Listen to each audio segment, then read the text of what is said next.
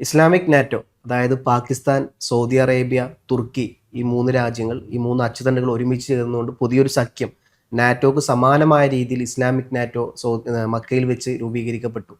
ഇതിൽ ഏറ്റവും വലിയ പ്രത്യേകതയായിട്ട് അവർ പറയുന്നത് ഏതെങ്കിലും ഒരു രാജ്യത്തെ ഈ മൂന്നിൽ ഒന്നിനെ തൊട്ട് കഴിഞ്ഞാൽ അത് മൂന്നെണ്ണത്തിനെയും തൊട്ടതിന് തുല്യമാണെന്നുള്ളതും, അതുകൊണ്ട് ഒരുമിച്ച് എല്ലാവരും ആ ആക്രമിച്ച രാജ്യത്തിനെതിരെ തിരിച്ചടിക്കും എന്നുള്ളതാണ്.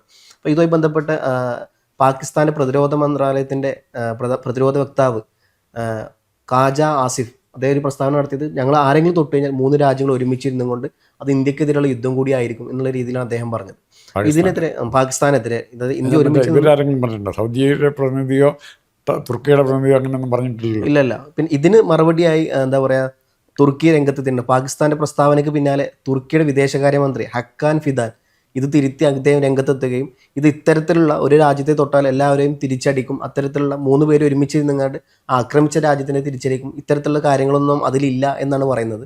ഇതോട് കൂടെ തന്നെ എല്ലാവരും വലിയ ചർച്ചാ വിഷയമായത്, ഇവർ ഈ സ്ഥാനം പറയുമ്പോൾ ഈ നാറ്റോ പ്രഖ്യാപിക്കുന്ന തൊട്ട് തലേ ദിവസം ഇസ്രായേലി പ്രധാനമന്ത്രി ബെഞ്ചമിൻ നെതന്യാഹുവും നരേന്ദ്രമോദിയും ഏകദേശം 1.5 മണിക്കൂറോളം ഫോണിലൂടെ സംഭാഷണം നടത്തി എന്നുള്ളതാണ്.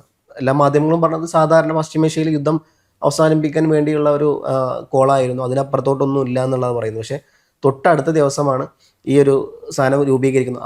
അന്നേ ദിവസമാണ് ഇന്ത്യയുടെ അഗ്നി 4 മിസൈലിൻ്റെ പരീക്ഷണം നടക്കുന്നത്. അപ്പോൾ ഈ അഗ്നി 4 മിസൈൽ വരുമ്പോൾ ഏകദേശം 4000-ഓളം കിലോമീറ്റർ ദൂരപരിധി വരുന്നുണ്ട്. ഏറ്റവും ചുരുങ്ങിയത്, അതെ, ഏറ്റവും ചുരുങ്ങിയത് 4000. ഇതിൻ്റെ ഏറ്റവും പ്രതിരോധ വിദഗ്ധർ 4000 മുതൽ ഏകദേശം 7000 കിലോമീറ്റർ വരെ ദൂരപരിധി ഉണ്ട്. അതായത് തുർക്കിയുടെ ഉള്ളിൽ വരെ പോകുന്നതാണ് ഇതിൻ്റെ ആകത്തുക. ഇത് ഇവർ പ്രഖ്യാപിക്കുന്ന അന്നേ ദിവസമാണ് ഇന്ത്യ ഈ ഒരു വിക്ഷേപണം നടത്തുന്നതൊക്കെ. അപ്പം ഇത് തുർക്കി വല്ലാത്ത രീതിയിൽ ഭയപ്പെട്ടു എന്നുള്ളത്. തുർക്കിയിലെ ഒട്ടുമിക്ക മാധ്യമങ്ങളും ഇതിൻ്റെ ഒരു ഭൂപടത്തിൻ്റെ റേഞ്ച് അടക്കം കാണിച്ചായിരുന്നു. ചൈന മുഴുവനായിട്ടും റഷ്യയുടെ പല ഭാഗങ്ങളും തുർക്കി അടക്കം ഇതിൽ പെടും എന്നുള്ളതാണ് അവർ കാണുന്നത്. അപ്പോൾ അവർ കൃത്യമായി ഭയപ്പെട്ടു എന്നുള്ളതിൻ്റെ അർത്ഥം കൂടിയാണിത്. കാരണം ആ ഭൂപടം അവർ തന്നെ പുറത്തിട്ടത്, തുർക്കിയുടെ മാധ്യമങ്ങൾ തന്നെയാണ് ഈ സ്ഥലം പുറത്തുവിട്ടത്. അതിൽ ആ മാപ്പിൽ കൃത്യമായി കാണിക്കുന്നുണ്ട് ഏതൊക്കെ ഭാഗത്തുകൂടി സാധനം എത്തിക്കും എന്നുള്ളത്. മാത്രമല്ല ഏകദേശം 1000 കിലോ, അതായത് 1 ടണ്ണോളം അണുവായുധം പോർമുനകൾ ഇതിൽ ഉൾക്കൊണ്ടിച്ചുകൊണ്ട് ഇതിന് 4000 കിലോമീറ്റർ ഒന്നുമില്ലാണ്ട്, ഒരു സാധനവും ഇല്ലാണ്ട്, സാധാരണ ബോംബാണെന്നുണ്ടെങ്കിൽ അത് 4000-8000 അപ്പുറത്തോട്ട് പോകുന്നതാണ്.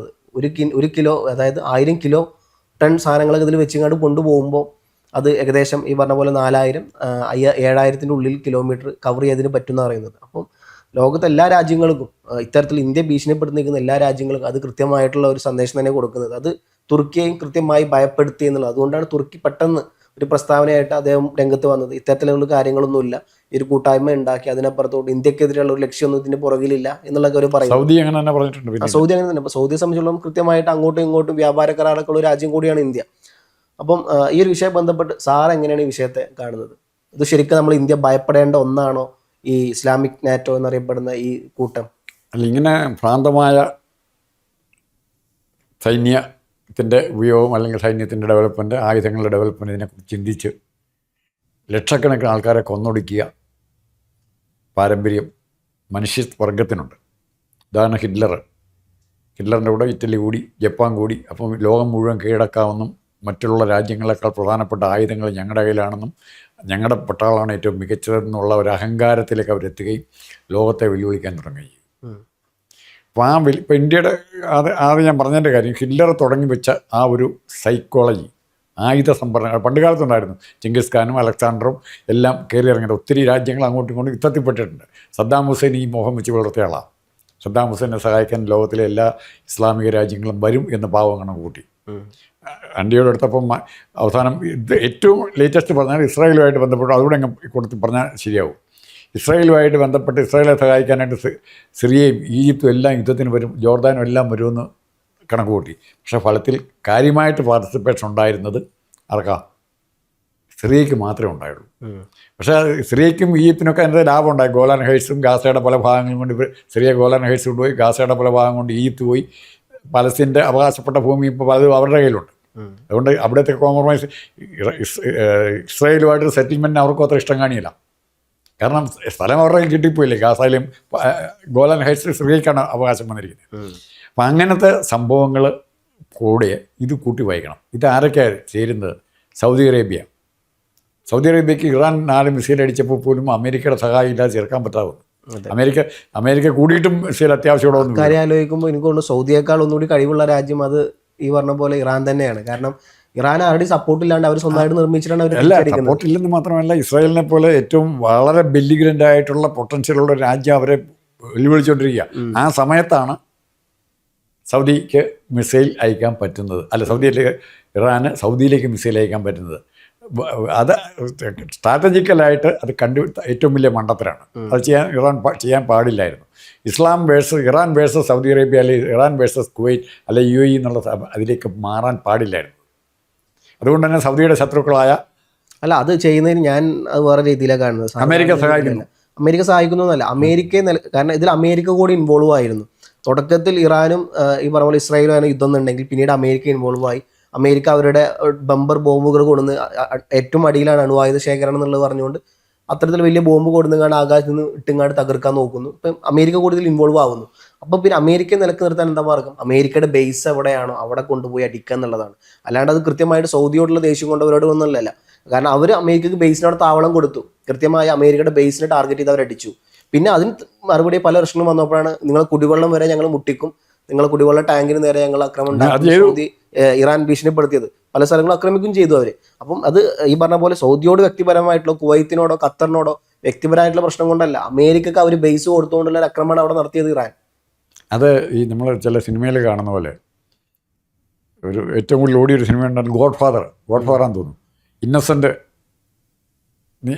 എന്നൻപിള്ള ഇന്നസെൻ്റിനോട് പറയുന്നുണ്ട്, നിൻ്റെ അച്ഛനല്ല ഞാനെങ്കിൽ അടിക്കിടാന്ന് പറയുന്നുണ്ട്. ആ സിനിമയുടെ രംഗത്ത് നിൻ്റെ അച്ഛൻ ഞാനല്ലെങ്കിൽ ഉറപ്പുണ്ടെങ്കിൽ നീ അടിക്കിടാന്ന്. അപ്പോൾ ഇയാൾ പറയും നിങ്ങളെ അറിയില്ലെന്ന് പറയുന്നുണ്ട് ഇന്നസെൻ്റ്. അച്ഛനായിട്ട് സമ്മതിക്കുന്നില്ല അവിടെ, കാരണം സമ്മതിക്കാൻ പാടില്ല.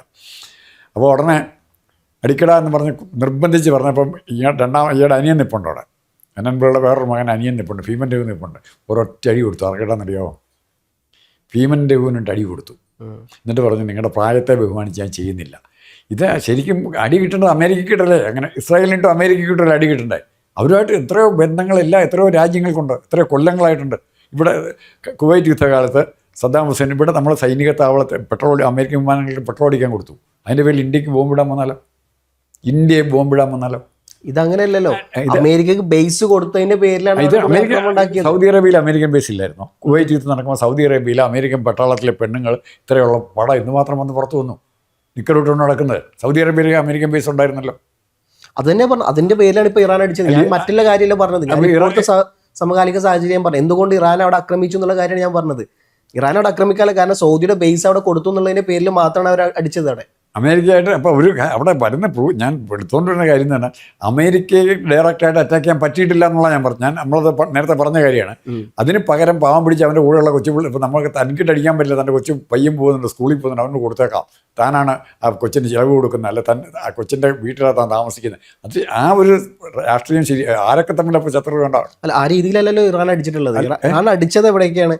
ഒന്ന് അമേരിക്കയുടെ ബേസിൽ, രണ്ട് അവരുടെ എണ്ണ പാടങ്ങളിൽ, മൂന്നാമത് അവരുടെ ഇന്റർനാഷണൽ എയർപോർട്ടുകളിൽ. ഇത് മൂന്നും ടാർഗറ്റ് ചെയ്തുകൊണ്ടാണ് അവർ അടിച്ചിട്ടുള്ളത്. അല്ലാണ്ട് സ്കൂളുകളിലോ, ഇസ്രായേൽ ചെയ്ത പോലെ സ്കൂളുകളിലോ അല്ലെങ്കിൽ മദ്രസകളിലോ ആൾക്കാർ കൂടെ നിൽക്കുന്ന സ്ഥലത്തോ അല്ല ഇറാൻ കയറി അടിച്ചിട്ടുള്ളത്. ഇപ്പോൾ യുക്രൈനുമായിട്ട് നല്ല ബന്ധമുണ്ടെന്ന് ഇപ്പോൾ എല്ലാ സഹായങ്ങളും ചെയ്തു കൊടുക്കുന്ന പോളണ്ട്, ബ്രിട്ടൻ, വെസ്റ്റേൺ യൂറോപ്പിലെ ഒത്തിരി രാജ്യങ്ങൾ ഉക്രൈനെ സഹായിക്കുന്നുണ്ട്. ആ രാജ്യങ്ങൾ കൊണ്ട് ബോംബിടാനും തകർക്കാനുള്ള കപ്പാസിറ്റി ആർക്കുണ്ട്? റഷ്യക്കുണ്ട്. റഷ്യ അത് ചെയ്താൽ എന്തായിരിക്കും സ്ഥിതി? വംശപരമായിട്ട് നോക്കുകയാണെങ്കിൽ ഈ യുക്രൈനിലുള്ള അതേ ആൾക്കാർ തന്നെ, ഇവരൊക്കെ ഏറെക്കുറെ അന്ന് USSRന്റെ ഭാഗമായിരുന്നു ഈ പറയപ്പെട്ട യുക്രൈൻ അടക്കം. അതുകൊണ്ട് തന്നെ at the end the all of the part of the Russia only. അങ്ങനെ റഷ്യക്കാർ ഇപ്പോൾ അങ്ങനെ പരിഗണിക്കുന്നത് ഇറാന്റെ ഭരണകൂടം അല്ല, ഈ പറഞ്ഞ പോലെ യുക്രൈന്റെ ഭരണകൂടം ഏതായിക്കോട്ടെ, പക്ഷെ അതിനുള്ളിൽ താമസിക്കുന്ന ജനങ്ങൾ അവർ പരിഗണിക്കുന്നത് റഷ്യയുടെ പിൻതലമുറക്കാരാണ്. പലരുടെയും കുടുംബക്കാരാണ് യുക്രൈനിലുള്ളത്. യുക്രൈന്റെ പല ആൾക്കാരുടെയും കുടുംബക്കാരാണ് റഷ്യയിലുള്ളത്. അവരങ്ങനെ രണ്ടു കൂട്ടരും മരിക്കുക. അപ്പോൾ ഞാൻ ചോദിക്കുന്നത് എങ്ങനെയല്ല, ഉക്രൈനെ സഹായിക്കുന്നതിന് വേണ്ടി യുക്രൈന് ഡ്രോണും മറ്റു വിമാനങ്ങളും കൊടുക്കുന്നതിൻ്റെ പേരിൽ, കപ്പൽ കൊടുക്കുന്നതിൻ്റെ പേരിൽ, ആയുധങ്ങൾ കൊടുക്കുന്നതിൻ്റെ പേരിൽ എന്തുകൊണ്ട് റഷ്യ ആ രാജ്യങ്ങളെ ആക്രമിക്കാൻ തയ്യാറാകുന്നില്ല? താങ്കൾ പറഞ്ഞ യോജിപ്പ് ഇറാനെ സഹായിച്ചോ അല്ല ഇസ്രായേലിനെ സഹായിച്ചുകൊണ്ടാണ്. മിഞ്ഞാന്ന് കൃത്യമായിട്ട് നാറ്റോ അംഗങ്ങൾക്ക് റഷ്യ കൃത്യമായിട്ട് മറുപടി കൊടുത്തിട്ടുണ്ട്. ഇനി യുക്രൈൻ നിങ്ങൾ ആരെങ്കിലും സഹായിക്കാൻ, റഷ്യയുടെ അമേരിക്കയുടെയും ശത്രുത എങ്ങനെ നിൽക്കുമെന്ന് പറഞ്ഞാൽ ഇതെന്താണെന്നറിയോ? ഞാൻ പറയട്ടെ, ഇതിലിപ്പം അടിക്കുകയാണെങ്കിൽ ആരെ അടിക്കേണ്ടി വരിക? അടിക്കേണ്ട ഫ്രാൻസ് ഉണ്ട്, അതായത് ഫ്രാൻസ് ഉണ്ട്, ഞാൻ പറയട്ടെ, നാറ്റോ രാജ്യത്ത് അടിക്കേണ്ടി വരില്ല, ബ്രിട്ടൻ ഉണ്ട്, അടിക്കേണ്ടി വരില്ലേ? ആ അത് നാറ്റോ രാജ്യത്തിന് പ്രത്യേകത ഉണ്ട്. ആർട്ടിക്കിൾ 5 പ്രകാരം എന്താണ്, ഒരു രാജ്യത്തെ തൊട്ട് കഴിഞ്ഞാൽ അവരെല്ലാരും തൊട്ടിന് തുല്യമായി എല്ലാവരും ഒരുമിച്ചിരുന്ന് അടിക്കുന്നല്ലേ നാറ്റോയും പറഞ്ഞിരിക്കുന്നത്. പക്ഷെ അത് പ്രാവർത്തിയാകില്ല ആണ്. ഞാൻ പറയട്ടെ, അത് അങ്ങനെയാണോ അല്ലേ? അല്ല, ആണ്. ആർട്ടിക്കിൾ 5 പ്രകാരം അത് അങ്ങനെയാണോ അല്ലേ? എഗ്രിമെന്റ് അങ്ങനെയുണ്ട്, അങ്ങനെയാണ്. അങ്ങനെ. അപ്പൊ അതിൽ ചുരുക്കത്തിൽ ഒരാളെ റഷ്യ പോയി അടിച്ചു കഴിഞ്ഞാൽ പ്രശ്നം ഉണ്ടാവാൻ പോകുന്നത് എന്താ? അവരെല്ലാരും കൂടെ ഒരുമിച്ച് റഷ്യ, ഇതൊരു അങ്ങനെയാണ് പ്രശ്നം. എന്താ, നാറ്റോയിലെ ഏറ്റവും വലിയ നേതാവ് ആരാ? അമേരിക്കയാണ് അല്ലെ? അമേരിക്കയുടെ കയ്യിൽ അണുവായുധം ഉണ്ടോ അല്ലേ? അമേരിക്കയുടെ കയ്യിൽ അണുവായുധം ഉണ്ടോ അല്ലേ? ഉണ്ട്. അപ്പൊ ഈ പ്രത്യക്ഷ യുദ്ധം നടക്കുമ്പോൾ ഒരു നാട് അമേരിക്കൻ, ബ്രിട്ടന്റെയിലും ഫ്രാൻസിന്റെ കയ്യിലും ഒക്കെ അണുവായുധമുണ്ട്. ഉണ്ട്. അതന്നെ പറഞ്ഞത്. അങ്ങനെ വരുമ്പോ ഇതെന്താ ഒരു മഹായുദ്ധത്തിലോട്ട് പോകും സാധനം. അത് പോകാതിരിക്കാൻ വേണ്ടിയാണോ ചെറിയ രാജ്യങ്ങളെ ആക്രമിക്കുക? ഇപ്പൊ ഇത് അല്ല, ഒരു പരിധി വരെ റഷ്യ പിടിച്ചു നിൽക്കുന്നത് അതുകൊണ്ടാണ്. അല്ലെങ്കിൽ സ്ഥാനം കൈവിട്ട കളിയിലോട്ട് പോകും. ഏറ്റവും അവസാനം ഇപ്പം യുക്രൈൻ വിഷയത്തിലാണ് പറഞ്ഞത്, ഞങ്ങൾക്ക് ഒറ്റ ദിവസം കൂടി സ്ഥാനം തകർക്കാൻ പറ്റാത്തതുകൊണ്ടല്ല. ഒരു ചർച്ച ഞാൻ പറഞ്ഞു, ഇസ്രായേലിനെ കൂടുതൽ ഐസൊലേറ്റ് ചെയ്ത് വന്നാൽ, അതുപോലെ ഇറാനും വേണം അങ്ങനെ ആയിന്ന് വരും. ഇറാൻ്റെ കപ്പാസിറ്റി നമുക്കറിയത്തില്ല, മിലിറ്ററി കപ്പാസിറ്റി. ഇസ്രായേൽ വിചാരിച്ചാൽ ഇതെല്ലാം സാധിക്കുന്ന കാര്യമാണ്. കൈവിട്ട കളിക്ക് അമേരിക്ക ഇസ്രായേലിനെ പൂർണ്ണമായിട്ട് കൈവിട്ട് കഴിഞ്ഞാൽ, ഒരു നിയന്ത്രണം ബ്രേക്ക് ഇല്ലെന്നുണ്ടെങ്കിൽ ഇസ്രായേൽ ചിലപ്പോൾ വേറൊന്നും നോക്കാം. അപ്പം അങ്ങനെ അതും ഇതേ അപകടത്തിലേക്ക് തന്നെയാണ് പോകുന്നത്.